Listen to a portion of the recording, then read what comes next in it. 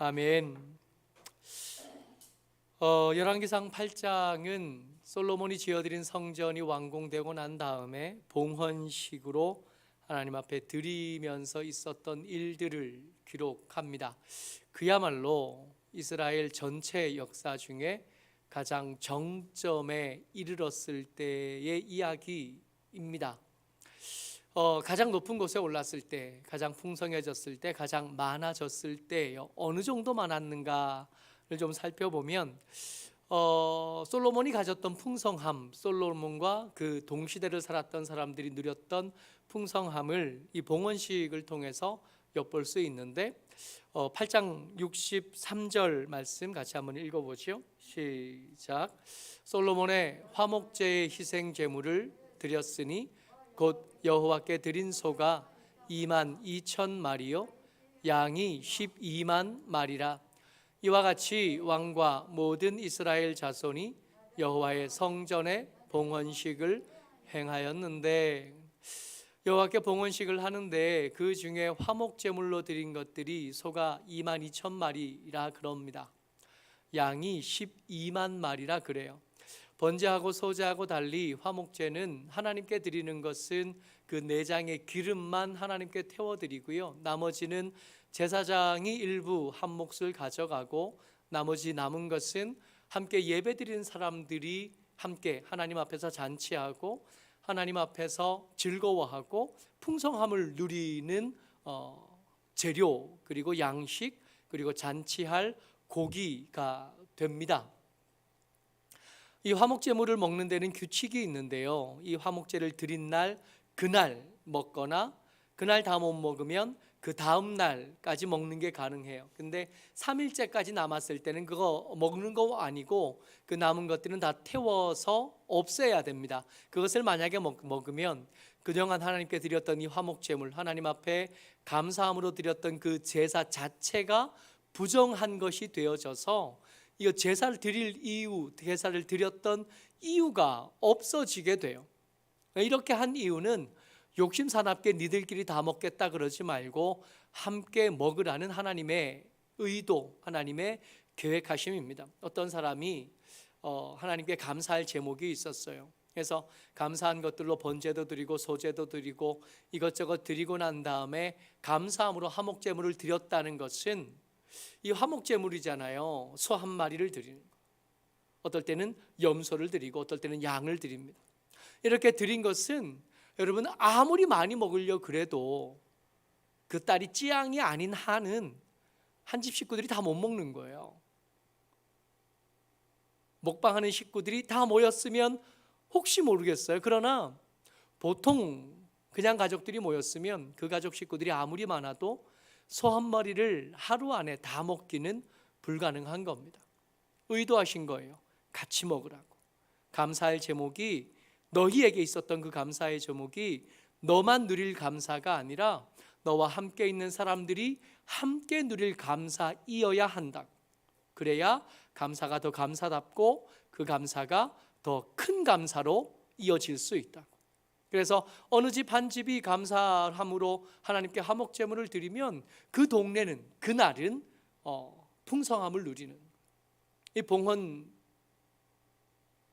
하나님의 성전을 봉헌하면서 화목제물을 드렸는데 소가 2만 2천 마리였답니다. 양이 12만 마리였답니다. 이것으로 짐작할 수 있는 거, 모여든 사람이 그만큼 많았구나. 많이 왔으니까 많이 잡아야 했고, 많이 왔으니까 많이 잡았고, 그렇게 많은 것들로 나누어야만 했겠구나.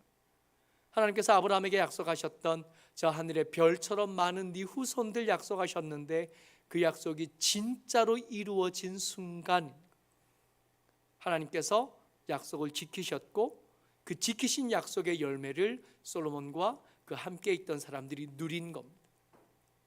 솔로몬이 다스릴 때 그 나라가 가졌던 영토, 그 땅의 크기를 짐작할 수 있게 되는데 66절 말씀 같이 읽어보죠. 시작. 그때에 솔로몬이 7일과 7일 도합 14일간을 우리 하나님 여호와 앞에서 절기로 지켰는데 하맛 어기로에서부터 애굽 강까지의 온 이스라엘의 큰 회중이 모여 그와 함께 하였더니, 여기서 주목하여 볼 것이 사람들이 몰려왔는데 어디서부터 어디까지 몰려왔다고요? 하맛 어귀에서부터 애굽 강까지 그 사이에 있는 사람들이 다 몰려왔다는 겁니다. 그 사이에 있는 사람들은 자기가 지금 이 하나님께 드리는 성전의 봉헌식에 참여해야 될 의무가 있는 사람으로 생각을 했다는 겁니다. 하나님이 내 하나님이시거든요. 나는 하나님의 백성이거든요. 그러니까 하나님의 성전이 완공됐으니까 내가 당연히 가야지라고 생각했다는 겁니다. 솔로몬이 다스렸던 이스라엘의 영토 하맛 어귀에서부터 애굽 강까지. 하맛 어귀가 어디냐 하면 다메섹에서 북쪽으로 한 80km쯤 더 가면 하맛 어귀가 나와요. 우리가 익숙한 이스라엘의 영토는 어디까지냐 하면 단에서부터 브엘세바까지입니다. 근데 하맛 어귀는 그 단에서부터 북쪽으로 한참 더 간 다메섹에서 북쪽으로 80km쯤 더 간 하맛 어귀까지였다는 거예요. 그러니까 우리가 익숙하게 아는 단보다 다윗 때에, 솔로몬 때에 훨씬 더 넓은 영토를 가졌다는 겁니다. 애굽 강은 시내반도, 그 시내반도 한가운데, 그 광야의 한가운데쯤 있는 와디예요. 비가 오면 강이 흐르고 비가 안 오는 계절에는 그냥 웅푹 패인 그런 길인 거, 계절천인 거죠. 그 와디가 나중에 지도를 집에 가서 한번 찾아보셔요. 하나님께서 이스라엘 백성들을 이끌고 광야로 나오셨을 때 제일 가까운 길이 바닷가 길이잖아요. 블레셋 민족들이 사는. 근데 그 길로 가면 전쟁이 일어날 거고, 전쟁이 일어나면 하나님을 따라온 이스라엘 백성들이 두려워서 다시 돌아갈까 봐 먼 길로 돌아갈 수밖에 없었잖아요. 그 블레셋 사람들이 사는 곳 더 아래쪽에 있는 광야 한가운데 흐르는 계절천 와디예요. 그걸 애굽 강이라고 부릅니다. 애굽에 있는 강이 아니라 애굽으로 내려가는 광야에 있는 강, 애굽 강까지. 브엘세바보다 훨씬 더 아래쪽에 있어요. 이스라엘과 애굽 사이에 있는 그 광야의 가운데쯤 지도에 이렇게 나와 있는 게 애굽 강입니다. 그러니까 우리가 알고 있는 단에서부터 브엘세바의 2배가 훨씬 더 넓어요. 그야말로 풍요로움의 끝을 달렸고, 그리고 강력함, 이 넓은 땅이, 여러분 땅이 넓다고 다 되는 게 아니거든요. 거기에 주둔시킬 군대가 있어야 되고 그 땅을 지킬 수 있을 만한 힘이 있어야 되는 거예요. 솔로몬은 강했습니다. 큰 군대가 있었고 그 군대를 먹여 살릴 만한 풍성함이 솔로몬에게 있었던 거예요. 이렇게 나라가 정점에 이르렀을 때 봉헌식을 드리면서 솔로몬이 백성들을 축복하고 싶었어요. 그 마음이, 풍성함이 있었으니까 그 복 주고 싶고 이 복을 빌어주고 싶은 마음이야 클 수밖에 없었을 것 같아요. 그 흥겨움. 오늘 수요일이라 전도하러 나갔는데 평소하고 좀 달랐어요. 다른 게, 이게 평소에는 우리가 예수 믿으세요, 혹시 교회 다니시나요? 그 내밀면 잘 안 받거든요. 깨린치기 하는 사람들 많아요. 우리가 예수 믿으다 그랬다고 기분 나빠하는 절에 다니는 할머니 가끔씩 만나거든요. 너 같으면 내가 절에 다니라고 하면 기분 좋겠냐고. 대답을 뭐라고 해야 돼? 그런 경우 때때로 있거든요. 근데 오늘은 예수 믿으세요 그러고 혹시 예수 믿으시나요? 그거 드리면 넙죽넙죽 다 받아가는 거예요. 그래서 우리 생각에 명절이라 마음이 너그러워졌나? 그런 생각이 드는 거죠. 풍성함이, 넉넉함이 마음을 너그럽게 만든, 솔로몬이 복을 빌어주고 싶었어요. 근데 이게 복을 빌다, 축복, 그러면 우리가 제일 먼저 떠올리고 가장 잘 알려진 말씀이 신명기 28장 말씀입니다. 좀 길게 한번 읽어보죠. 모세가 그 남은 백성들, 모세는 이제 떠나갈 때가 가까웠잖아요. 그 남은 백성들에게 복을 빌어주면서 했던 말들입니다. 28장 2절에서 7절까지 꽤 길어요. 근데 아마 읽어보다 보면 익숙하게 한 번쯤은 암송도 해봤을 법한 말씀이에요. 같이 읽어요. 시작.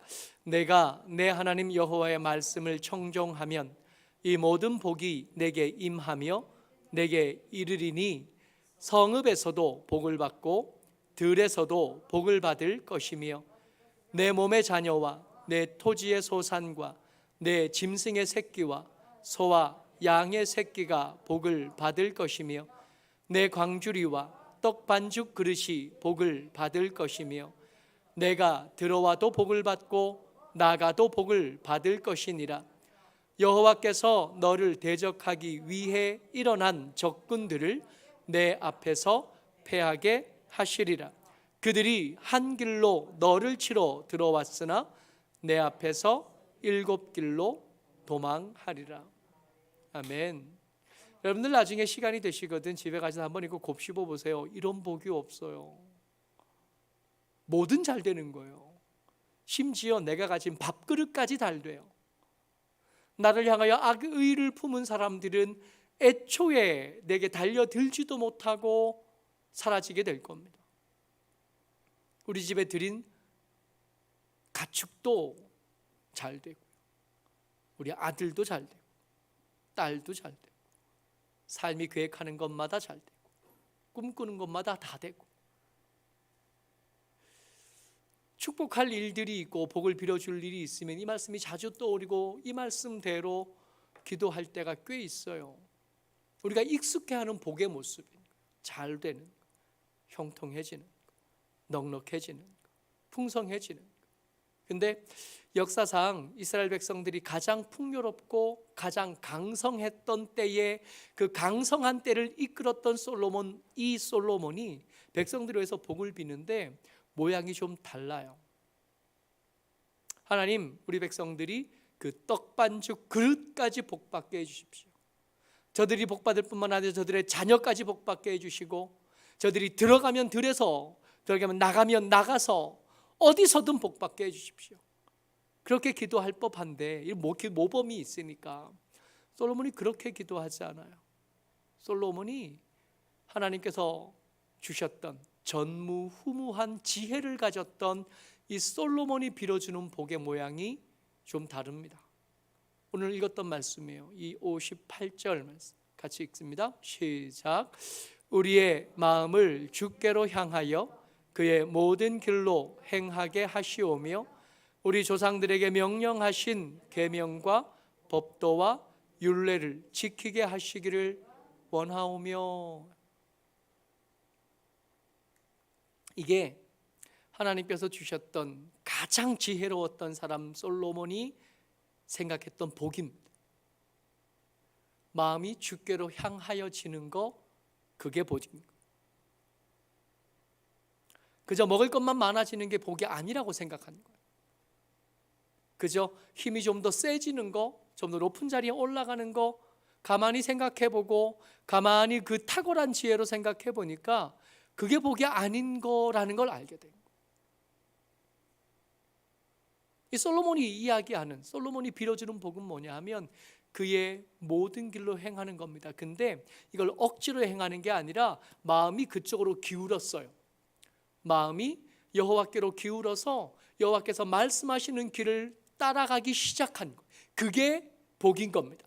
그 길을 걸어가면서 얻은 풍요로움이 복이 아니라, 그 길을 걸어가면서 누렸던 승리가 복이 아니라, 그 길을 걸어가면서 얻었던 이것저것들이 복이 아니라 그 길을 걸었던 것 그 자체가 이미 복이라는 걸 솔로몬이 그 탁월한 지혜를 통해서 묵상하면서 삶을 살아가면서 삶의 그야말로 정점을 찍으면서 알게 된 거예요.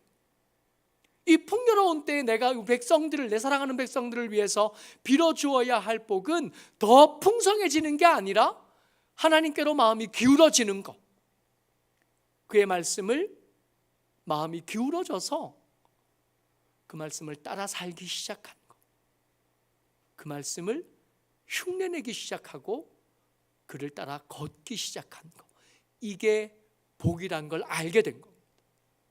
이 특별한 순간에 여러분, 성전이 완공되기 전과 후는 완전히 다르거든요. 성전이 있는 것과 없는 것은 역사적으로 아주 큰 전환점을 맞이하게 됩니다. 그 정점에 이르렀을 때 복이 뭔가 사람들이 질문하면 솔로몬이 이렇게 말한 겁니다. 하나님께로 마음이 기울어지는 것, 하나님께로 마음이 기울어져서 그의 계명과 그의 법도와 그의 율례를 지키면서 사는 것, 그게 복이다. 그의 모든 길을 설명한 거예요. 그의 계명, 그의 법도, 그의 율례. 그게 주께서 말씀하시는, 여호와께서 말씀하시는 모든 길.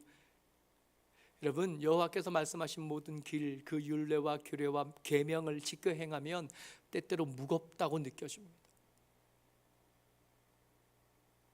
때때로 어렵다고 느껴지고, 그 계명대로 사는 거, 그 율례대로 사는 거, 그 말씀대로 사는 게 때때로 외롭다고 느껴질 때도 있습니다.